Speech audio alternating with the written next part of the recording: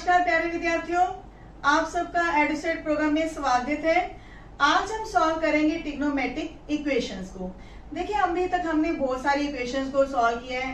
9th-10th classes में equations के बारे में काफी कुछ पढ़ा, लेकिन आज हम एक नया वर्ड सीख रहे हैं, ट्रिग्नोमेट्रिक इक्वेशंस, यानी कि वो इक्वेशन जिसके अंदर ट्रिग्नोमेट्रिक फंक्शन दिया गया हो। तो जैसे कि आपने सीखा 10th तक कि अगर कोई क्वाड्रेटिकेशन x में है तो वहां हमारे पास क्या था, ax² plus bx plus c equal to 0।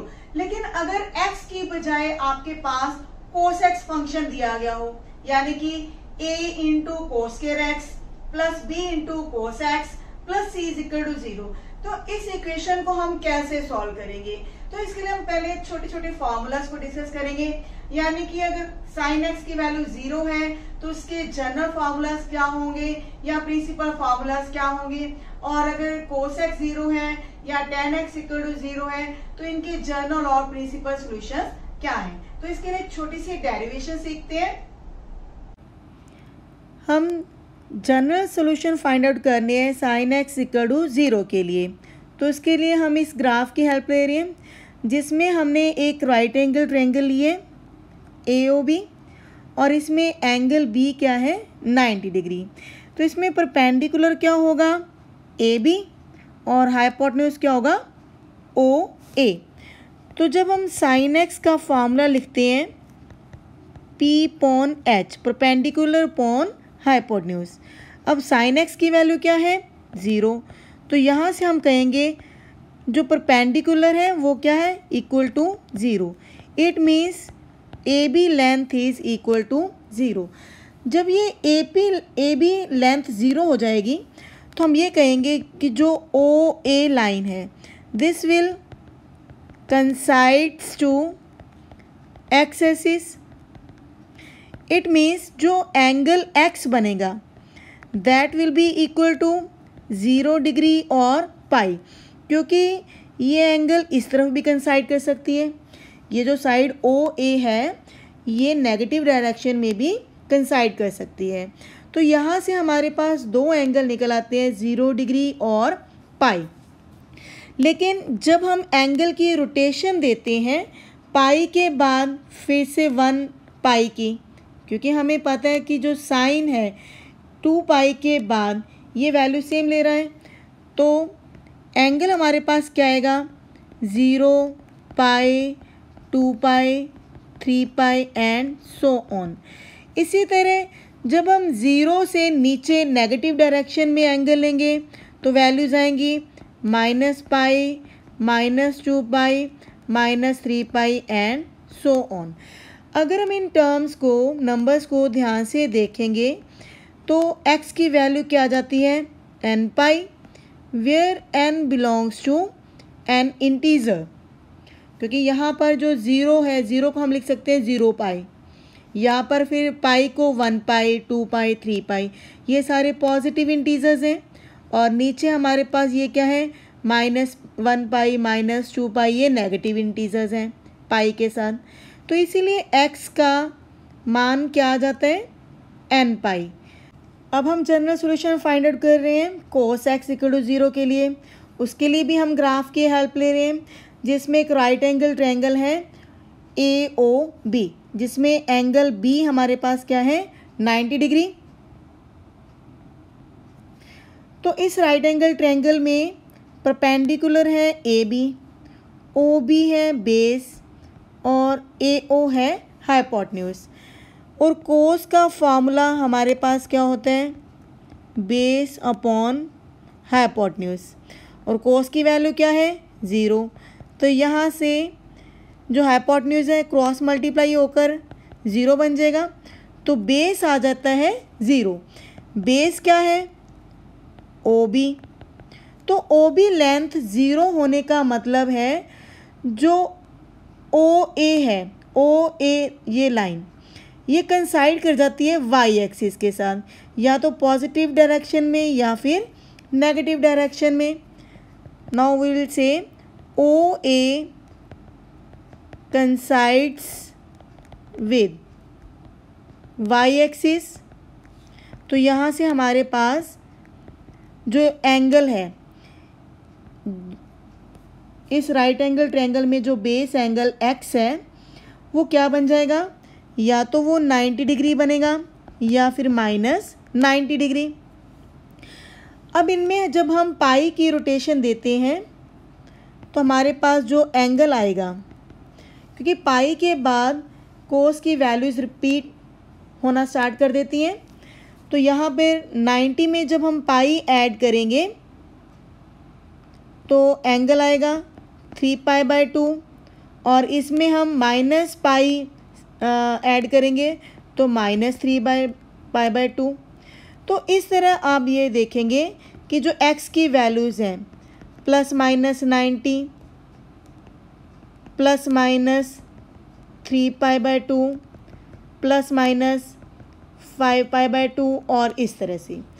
तो एक जनरल सॉल्यूशन हमारे पास निकल आता है कि ये 90 का मल्टीपल है। कौन? 1, 3, 5। ये क्या है? ऑड नंबर्स हैं, तो इनको हम लिख सकते हैं 2n+1। लेकिन यहाँ पर हम मेंशन करेंगे n बिलोंग्स टू इंटीजर, क्योंकि हमारे पास नेगेटिव आंसर्स भी हैं, पॉजिटिव भी हैं, तो इसीलिए जो n है यहाँ पर क्या है? इंटीजर है। और x की वैल्यू क्या आई है? 2n+1 × π/2। ये किसका सोल्यूशन आया हमारे पास? cos x is equal to 0 का। हाँ जी, इस तरह आपने सीखा कि अगर sin x इक्वल टू 0 है और या फिर cos x इक्वल टू 0 है तो इनके जनरल सॉल्यूशंस क्या हैं। अब हम शुरू करेंगे कि tan x इक्वल टू 0 है तो उसका जनरल सॉल्यूशन क्या होगा। अब tan का फॉर्मूला क्या होता है? sin/cos, यानी कि tan की वैल्यू अगर 0 है तो हम कह सकते हैं sin/cos इज इक्वल टू 0। अब cos क्योंकि डिनोमिनेटर में है तो cos डिनोमिनेटर में होने के कारण 0 के साथ क्रॉस मल्टीप्लाई होगा, तो यहां से हमारे पास फिर से वो इक्वेशन बन जाती है when sin x is equal to 0। तो यानी कि tan x इक्वल टू 0 का सॉल्यूशन वही होगा जो sin x इक्वल टू 0 के लिए है। और sin x इक्वल टू 0 का जनरल सॉल्यूशन क्या था?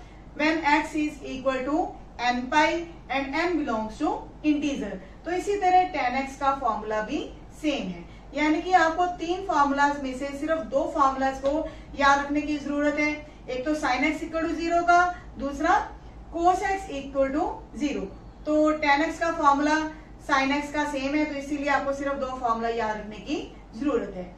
अब हम डिस्कस करेंगे अगर इस 0 की जगह पर हमारे पास sin x के सामने sin y दिया गया हो, या फिर cos x के सामने cos y हो, tan x के सामने tan y हो, तो इनके जनरल सॉल्यूशंस क्या होंगे। तो इसके लिए भी एक छोटी सी डेरिवेशन सीखिए।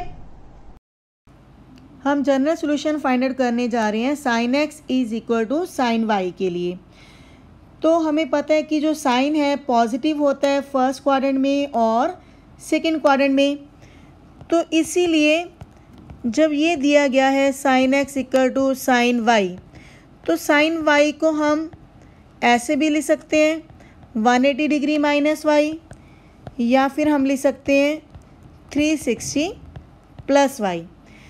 इसके बाद जब हम 180 में 2π की रोटेशन देते हैं तो ये एंगल क्या बन जाएगा, क्योंकि यहाँ पर इसको हम लिख सकते हैं π-y, तो पाई में 2π ऐड करेंगे तो यहाँ आ जाएगा 3π-y, और इसी तरह 360 यानी कि 2π में 2π ऐड करेंगे तो एंगल आएगा 4π + y, एंड इसी तरह। तो इस तरह आप x की वैल्यूज़ देख रहे हैं क्या आ रही हैं, π-y, फिर आ रही है 2π + y, 3π - y, देन 4π + y, और इस तरह से। तो एक जनरल सॉल्यूशन हमारे पास बन रहा है x is equal to nπ, क्योंकि यहाँ पर पाई 1 है, फिर 2π, फिर 3π, 4π, इनको हम क्या लिख सकते हैं nπ प्लस -1 n × y, क्योंकि y के साथ जो साइन है वो हमारा चेंज हो रहा है। जब हमने 1π लिया तो -y, जब 2π आया तो वहाँ y के साथ प्लस आया, तो ये हमारी अरेंजमेंट हो रही है -1 की पावर n × y। लेकिन यहाँ पर हम n को इंटीजर ले रहे हैं क्योंकि जो एंगल है ये हमने एक पॉजिटिव डायरेक्शन में लिया है, लेकिन नेगेटिव डायरेक्शन में भी हमारी वैल्यू सेम होती है, इसीलिए जो n है यहाँ पर क्या होगा, इंटीजर।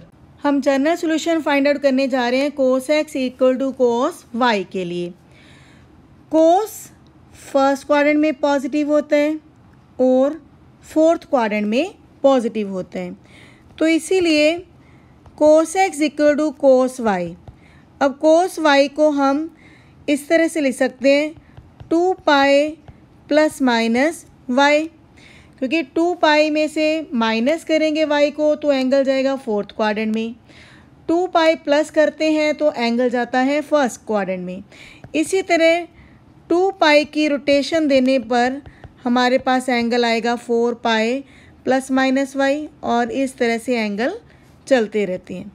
तो x की वैल्यूज़ क्या आ रही हैं, y 2 pi plus minus y, 4 pi plus minus y and so on. तो यहाँ से हम जनरल सॉल्यूशन लिख सकते हैं x is equal to 2n pi plus minus y where n belongs to integer. Last formula है हमारे पास tan x equal to tan y के लिए। इसका जनरल सॉल्यूशन कैसे फाइंड आउट होगा, हमें पता है कि जो टेंजेंट है फर्स्ट क्वाड्रेंट और थर्ड क्वाड्रेंट इनमें पॉजिटिव होता है, यानी कि जो tan x equal to tan y दिया गया है तो tan y को हम क्या लिख सकते हैं, पाई प्लस वाई या फिर 2 पाई प्लस वाई, और इसके बाद जैसे जैसे हम 2 पाई एंगल ऐड करते जाते हैं तो हमारे पास x की वैल्यू ज़्यादा आ जाती हैं y pi plus y, 2 pi plus y, 3 pi plus y, 4 pi plus y and so on. तो इस तरह से x की जनरल वैल्यूज़ हमारे पास आ जाती हैं n pi plus y where n belongs to integer. ये काफ़ी आसान था टेंजेंट के लिए, क्योंकि हमें पता है कि फर्स्ट क्वाड्रेंट और थर्ड क्वाड्रेंट में tan पॉजिटिव होता है, तो चाहे हम 2 पाई प्लस वाई लिखें या फिर पाई प्लस वाई लिखें तो एंगल हमारा पॉजिटिव ही रहेगा।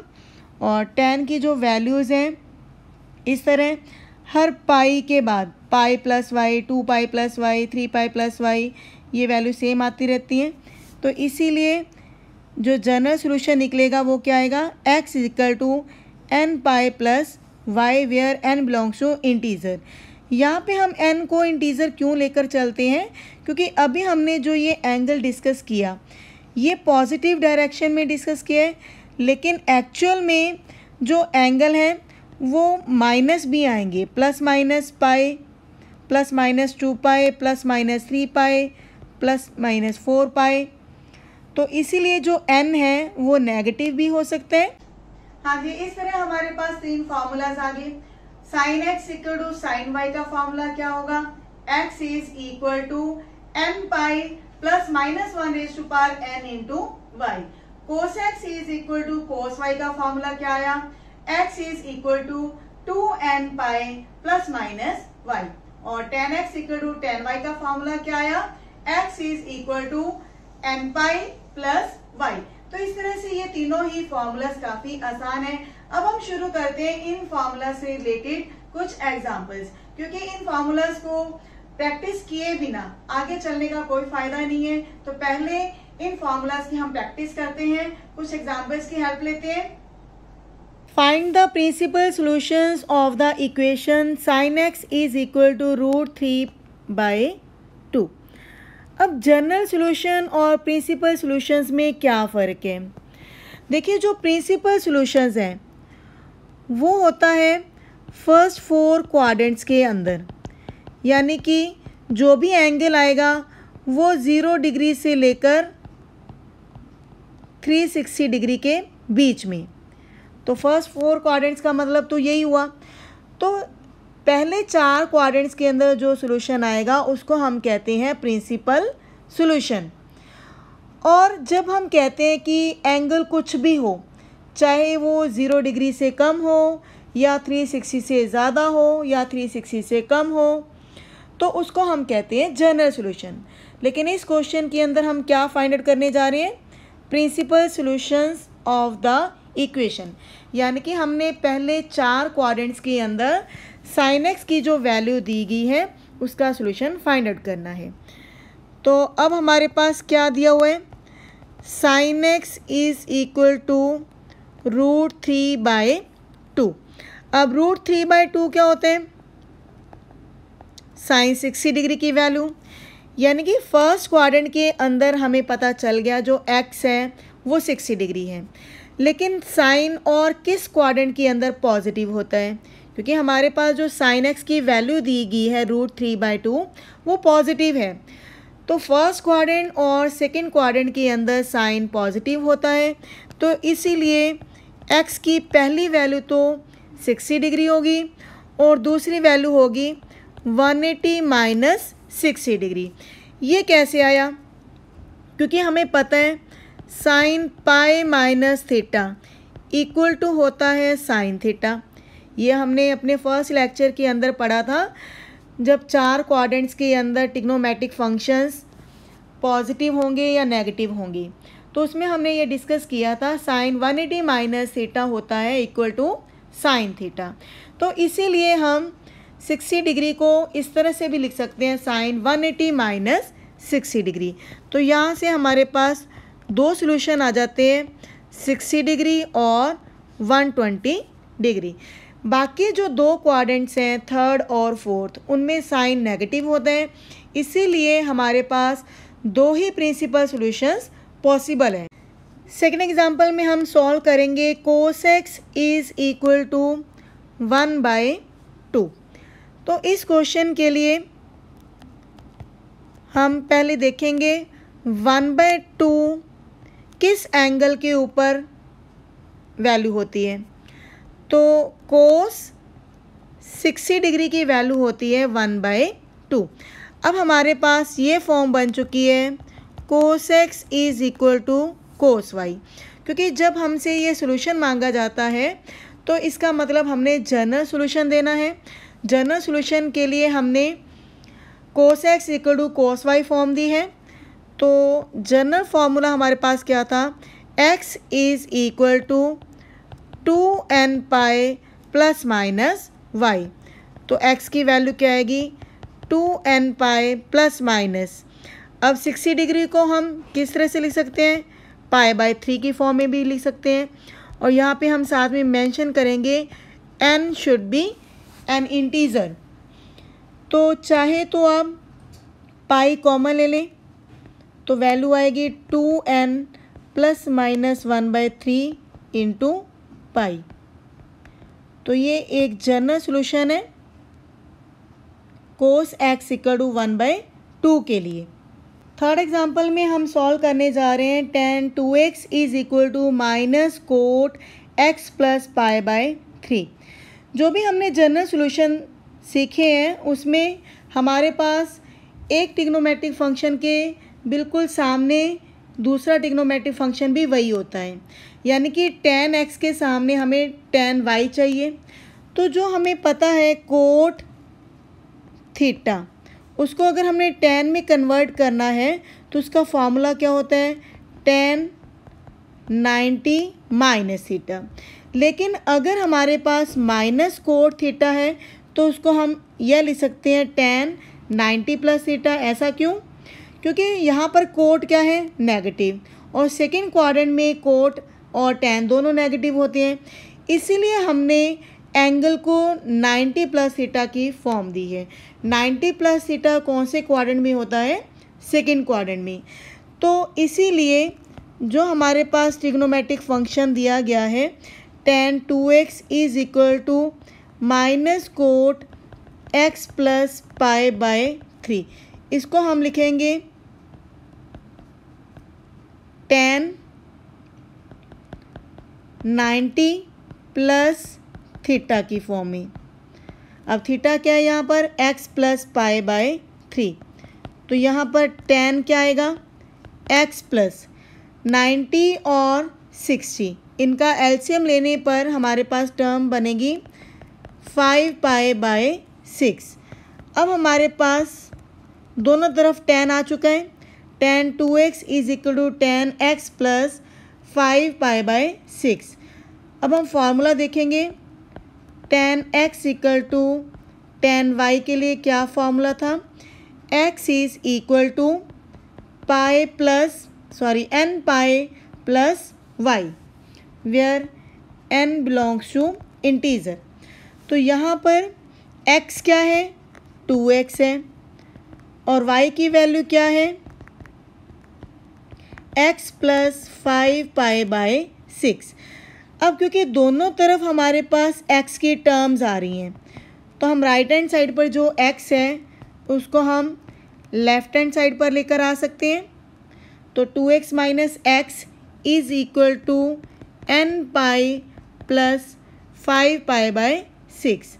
तो 2x में से 1x को सब्ट्रैक्ट करेंगे तो x आएगा n pi plus 5π/6 where n belongs to integer. इस एग्ज़ाम्पल को सॉल्व करने के लिए हम sin 2x और sin 6 × x को इकट्ठा कर रहे हैं, sin 4x को पीछे लेकर जा रहे हैं और फर्स्ट टू जो साइंस हैं इनके ऊपर हम CD फॉर्मूला अप्लाई कर रहे हैं। 2 sin c प्लस d का half into cos c minus d का हाफ। पीछे हमारे पास है sin 4x is equal to 0। कोशिश यह कीजिए कि सबसे बड़ा एंगल और सबसे छोटा एंगल इनको आपने इकट्ठा करना है और इनके बीच में जो एंगल है उसको हम तीसरे नंबर पर रखेंगे ताकि क्वेश्चन हमारा इजीली सॉल्व हो सके। तो यहाँ पर आएगा 2 sin 8x का हाफ आएगा 4x कोस माइनस 4x का half minus 2x sin 4x is equal to 0। अब यहाँ पर हमारे पास sin 4x कॉमन आ रहा है।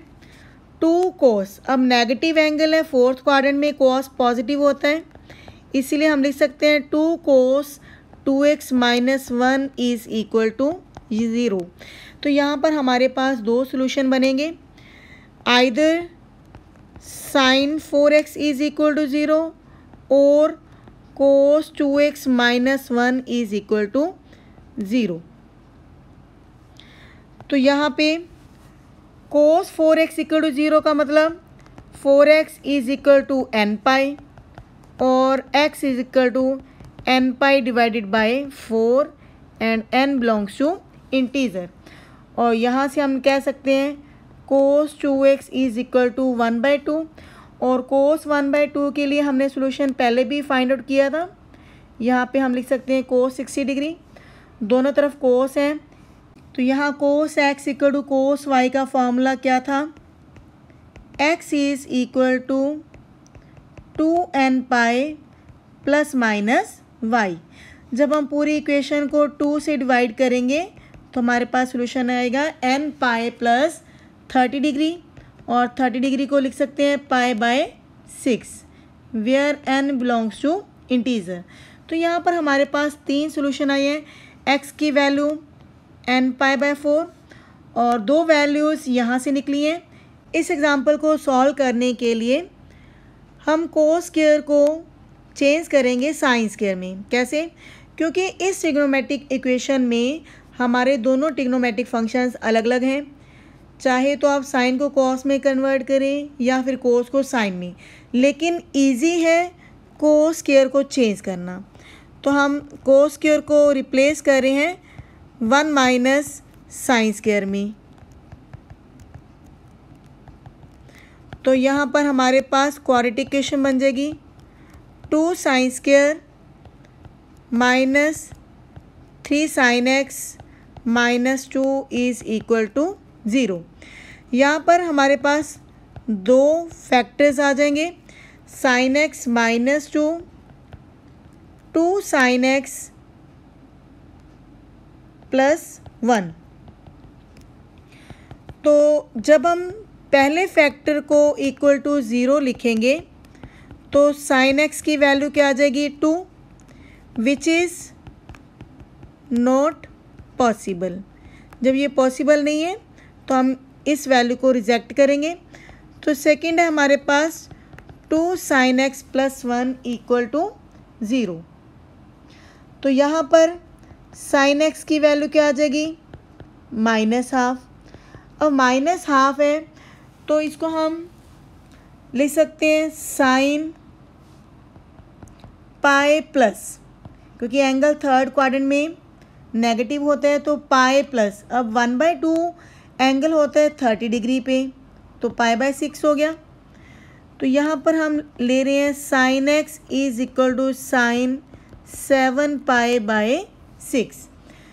तो sin x equal to sin y, इसका सोल्यूशन क्या होता है x equal to n pi plus -1 raise to power n into 7 पाई/6 where n belongs to integer. तो इस एग्जाम्पल में हमारे पास ये आंसर आया। हाँ जी, आज आपने सीखा ट्रिग्नोमेट्रिक इक्वेशंस को कैसे सॉल्व किया जाता है। ट्रिग्नोमेट्रिक इक्वेशंस काफी इजी टॉपिक भी है और काफी इम्पोर्टेंट टॉपिक भी है। इम्पोर्टेंट इसीलिए क्योंकि जो बड़ा क्वेश्चन आना होता है इसी टॉपिक में से आना होता है, तो इसीलिए हम ट्रिग्नोमेट्रिक इक्वेशन से रिलेटेड जितने भी फॉर्मूलाज हैं उनको इग्नोर नहीं कर सकते। वैसे भी इतना मुश्किल टॉपिक नहीं है कि इसको इग्नोर किया जाए। तो जितने भी हमने फॉर्मूलाज पहले पढ़े या फिर आज पढ़े, तो इनसे रिलेटेड आप क्वेश्चंस की मैक्सिमम प्रैक्टिस कीजिए, तभी ये जो ट्रिग्नोमेट्री आपको समझ आएगा। तो मुझे उम्मीद है कि आपको आज का लेक्चर बहुत अच्छे से समझ आ गया होगा। तो ट्रिग्नोमेट्री से रिलेटेड जितनी भी एग्जांपल्स हैं या क्वेश्चंस हैं आप प्रैक्टिस कीजिए। मिलते हैं नेक्स्ट वीडियो में। धन्यवाद।